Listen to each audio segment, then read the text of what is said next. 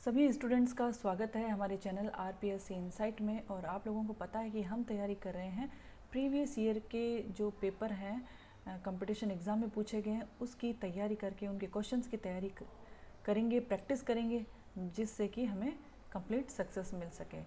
तो आज हमारे ये जो पेपर है सेकेंड ग्रेड टीचर एग्ज़ाम 2024 का, इसका पार्ट 3 है जीके पेपर ग्रुप ए का। क्वेश्चन नंबर 36 से हम शुरू कर रहे हैं आज का ये वीडियो। निम्नलिखित तेल शोधनशालाओं को उनकी अवस्थिति के अनुसार पूर्व से पश्चिम के सही क्रम में व्यवस्थित करना है हमें।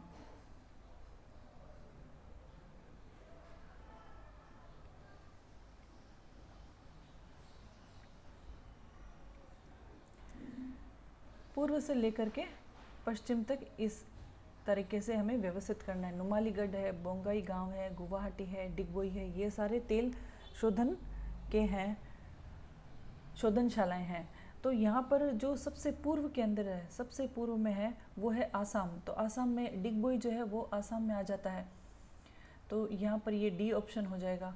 और उसके बाद आता है नुमालीगढ़, ये नुमालीगढ़ का ए ऑप्शन आ जाएगा। और उसके बाद है गुवाहाटी, सी ऑप्शन आ जाएगा। और उसके बाद है सबसे लास्ट में बोंगाईगांव, जो सबसे पश्चिम में है बोंगाईगांव, ये आ जाएगा।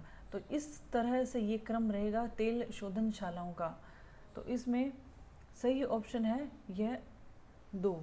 तो हमें बताना है कि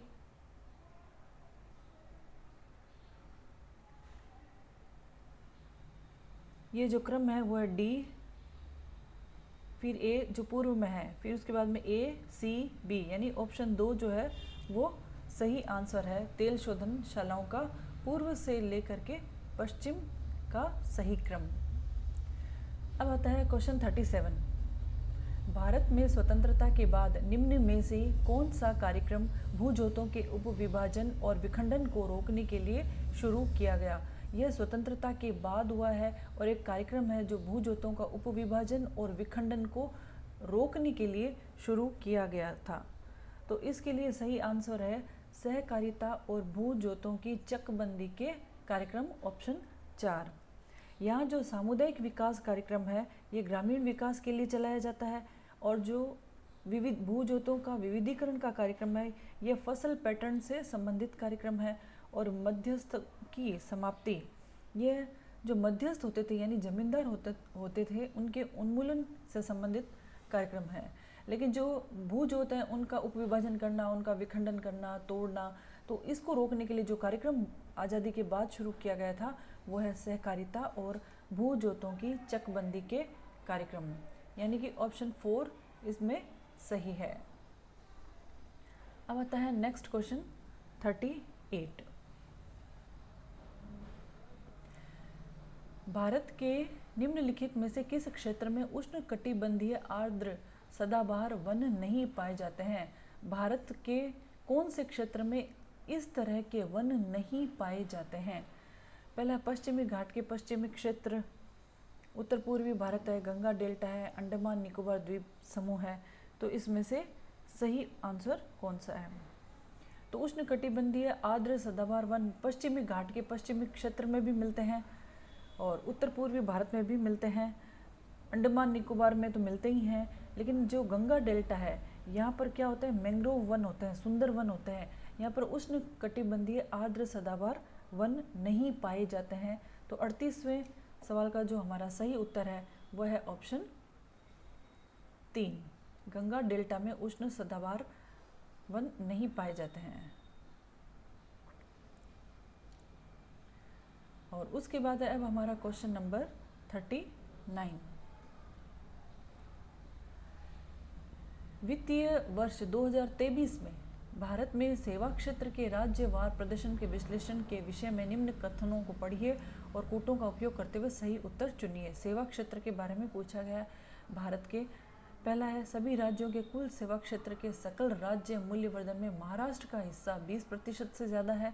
सभी राज्यों के कुल सेवा क्षेत्र के सकल राज्य मूल्यवर्धन में कर्नाटक, महाराष्ट्र, तमिलनाडु, उत्तर प्रदेश और गुजरात, इन सब का मिलाकर के हिस्सा 50% से भी ज़्यादा है। तो इसमें सही आंसर हमें बताना है। तो ये जो पहला ऑप्शन है सभी राज्यों के कुल सेवा क्षेत्र में महाराष्ट्र का हिस्सा 20% से अधिक है, यह गलत है। और दूसरा जो ऑप्शन है कि जो कुल सेवा क्षेत्र है उसमें सकल राज्य मूल्यवर्धन में इन 5 राज्यों का जो सम्मिलित हिस्सा 50% से ज़्यादा है। कर्नाटक, महाराष्ट्र, तमिलनाडु, उत्तर प्रदेश, गुजरात का 50 से ज़्यादा है, तो यह सही है। तो केवल सेकंड ऑप्शन सही है, तो इसका सही आंसर होगा ऑप्शन 2। आर्थिक समीक्षाओं से इस तरह के सवाल पूछे गए हैं। और यह है प्रश्न 40। सूची 1 का सूची 2 से सुमेलन करना है और नीचे दिए गए कूटों का उपयोग करते हुए सही उत्तर चुनना है। सूची 1 में दिए गए उत्पाद सूची 2 में दिए गए हैं। विश्व के कुल उत्पादन में भारत का स्थान हमें बताना है इन उत्पादों के संदर्भ में। कपास, रेशम, मानव निर्मित रेशा में भारत का कौन सा स्थान है विश्व में, और फार्मास्यूटिकल्स में, दूध में और मांस में। तो कपास, रेशम और मानव निर्मित रेशा में है दूसरा स्थान, यानी सी ऑप्शन सही है। फार्मास्यूटिकल्स में है विश्व में हमारा तीसरा स्थान। दूध उत्पादन में है हमारा पहला स्थान और मांस उत्पादन में है 8वां स्थान। तो यहाँ उत्तर सही है 1 का सी। यहीं से पहले से ही पता चल रहा है कि ऑप्शन 1 सही है इस सवाल का। तो 40वें सवाल का जो सही आंसर है वो है ऑप्शन 1। अब आता है 41वां सवाल। आर्थिक सर्वेक्षण 2024-25 के अनुसार वर्ष 2022 में विश्व के निर्यातों में भारत की हिस्सेदारी क्या थी। तो ये देखिए पूर्व के वर्षों के बारे में आर्थिक समीक्षा से ये सवाल पूछा गया है। इस तरीके के सवाल पूछे जाते हैं। तो विश्व के निर्यातों में भारत की हिस्सेदारी क्या थी। 1.6, 1.8, 2, 2.2। तो 1.6 भी नहीं थी, 2 भी नहीं थी, 2.2 भी नहीं थी। तो सही आंसर होगा 1.8% भारत की हिस्सेदारी थी विश्व के निर्यातों में। और ये है अगला सवाल 42वां। भारत सरकार अधिनियम 1919 के संबंध में हमें सही कथन को चुनना है। भारत सरकार अधिनियम जो 1919 बहुत प्रसिद्ध बना था, 1919 है, 1935 है, तो यहाँ 19 से सवाल पूछा गया है। पहला है यह मॉन्टेग्यू चेम्सफोर्ड सुधारों का संहिताबद्ध संस्करण था जिसका नाम एडविन चार्ल्स मॉन्टेग्यू और लॉर्ड चेम्सफोर्ड के नाम पर रखा गया था, जिन्होंने क्रमशः ब्रिटिश भारत के राज्य सचिव और वाइसराय के पद संभाले थे। तो यह बात है बिल्कुल सही है, क्योंकि यह जो मॉन्टेग्यू चेम्सफोर्ड है यह सुधारों पर ही आधारित था।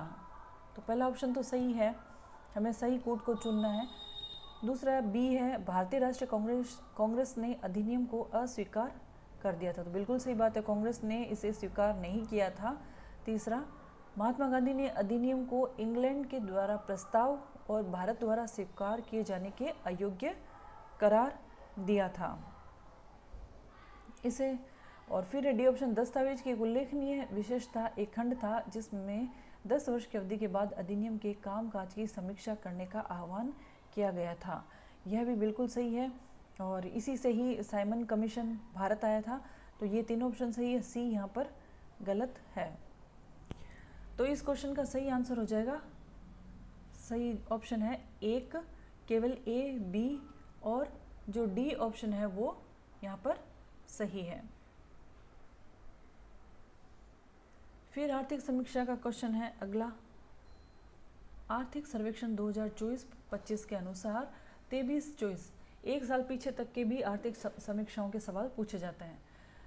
आर्थिक सर्वेक्षण 24-25 के अनुसार 23-24 में भारत के साथ सर्वाधिक व्यापार करने वाला देश कौन था।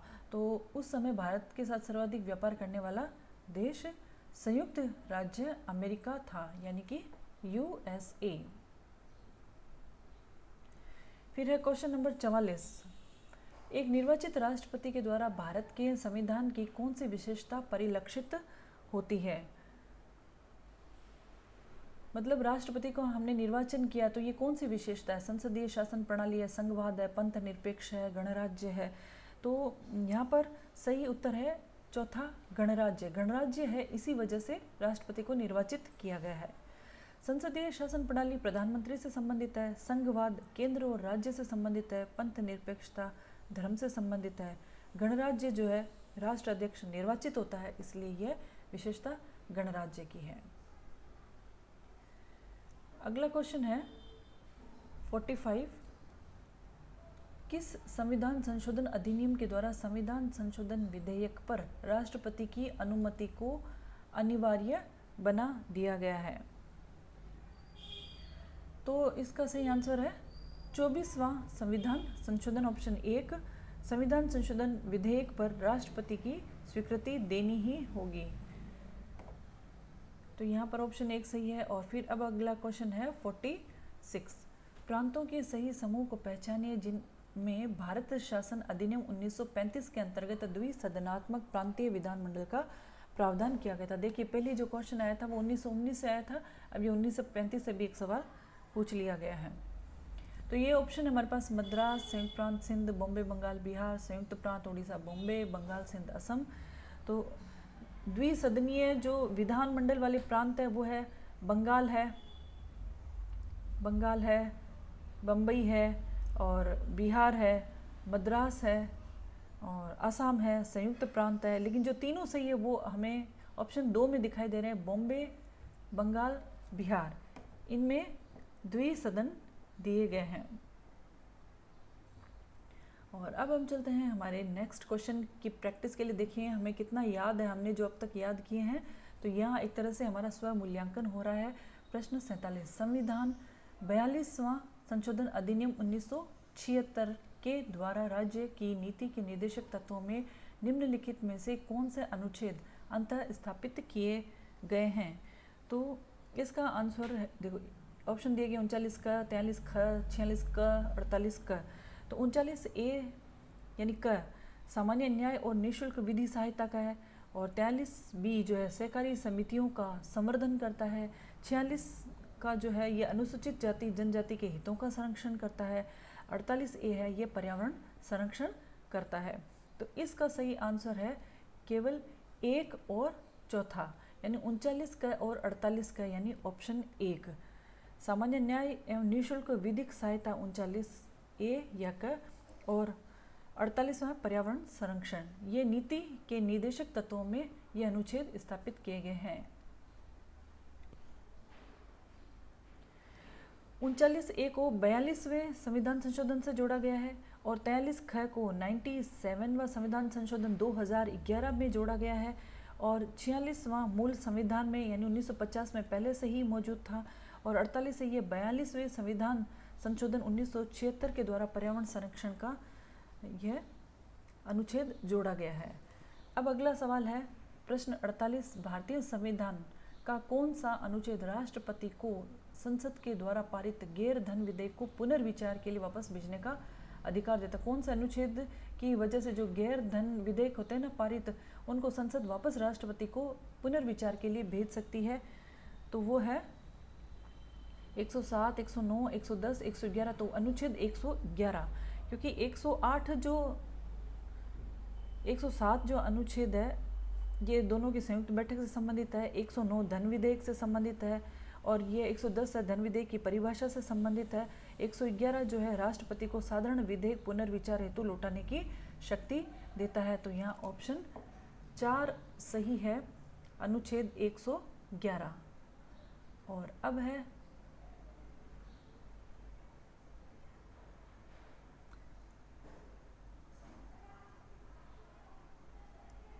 क्वेश्चन 49।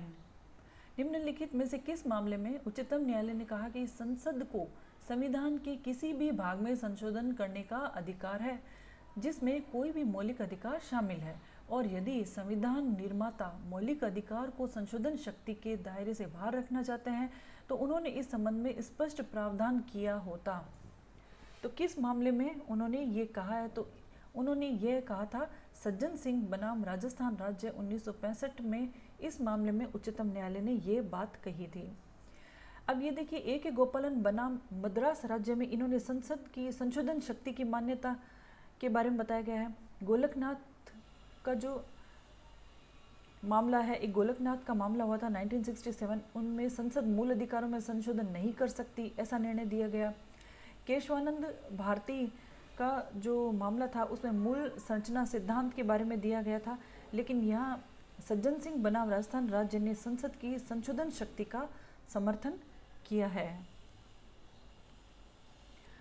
अब अगला और आज के हमारे जो हम प्रैक्टिस कर रहे हैं प्री वाई क्यू की, उसका लास्ट सवाल है ये 50वां। किसी राजनीतिक दल को राष्ट्रीय दल के रूप में मान्यता देने के लिए कौन सी शर्तें होनी चाहिए, कौन सी शर्त सही है? नंबर 1, यदि कोई दल कम से कम 4 अलग अलग राज्यों में लोकसभा में 4% सीटें जीतता है, यदि कोई दल कम से कम 3 अलग अलग राज्यों में 6% सीटें जीतता है, 3 अलग अलग राज्यों में 2% और 4 अलग अलग राज्यों में 2% सीटें जीतता है। तो इसमें सही आंसर है यदि कोई दल कम से कम 3 अलग अलग राज्यों में लोकसभा में 2% सीटें जीतता है। तो ऑप्शन 3 यहाँ पर सही आंसर है। लोकसभा की कुल सीटों का कम से कम 2% जीतना चाहिए। भारत निर्वाचन आयोग के अनुसार कोई भी दल जिसे राष्ट्रीय दल का दर्जा मिलना है उसे इन शर्तों पे खरा उतरना चाहिए कि लोकसभा की कुल सीटों का कम से कम 2% यानी 11 सीटें वर्तमान में जीतें और ये सांसद कम से कम 3 अलग अलग राज्यों से चुने जाएं।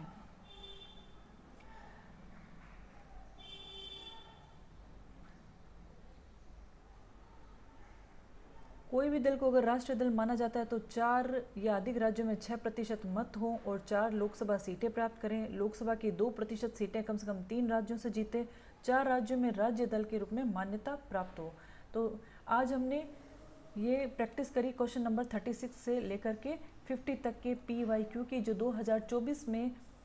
2024 में सेकेंड ग्रेड एग्ज़ाम का जीके का पेपर है। नेक्स्ट हमारा जो पार्ट 4 वीडियो आएगा उसके अंदर हम क्वेश्चन नंबर 51 से लेकर के 65 क्वेश्चन तक की प्रैक्टिस करेंगे और देखेंगे कि हमने अब तक जो तैयारी की है उसमें से हमें कितना याद है और कितनी कमी रही है, कितना हमें याद करने की ज़रूरत है। सफलता में PYQ का बहुत बड़ा रोल होता है, इसलिए इसे नज़रअंदाज नहीं करें और बिल्कुल गंभीरता से आप मेरे साथ ही इसकी प्रैक्टिस करें जिससे आपको सफलता प्राप्त हो सके। आप मेरे चैनल RPSC इनसाइट को ज़रूर सब्सक्राइब करें, अपने दोस्तों के साथ शेयर करें, लाइक करें, कमेंट करें। आपको इसमें और क्या नीड है या क्या कुछ अच्छा करवाना चाहते हैं तो आप ज़रूर कमेंट करें। नेक्स्ट वीडियो आने तक टिल देन गुड बाय।